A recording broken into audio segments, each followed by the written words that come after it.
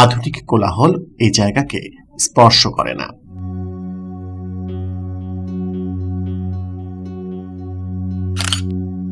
আমরা এখন আছি রাংকুট বৌদ্ধ বিহারে।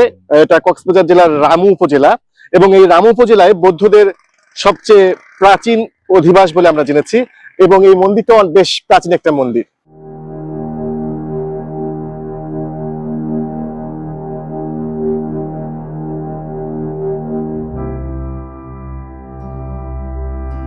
পৃথিবীতে এমন কিছু জায়গা আছে যেগুলোর বর্তমান চেহারা দেখে তার আসল বয়সটা ঠিক বোঝা যায় না,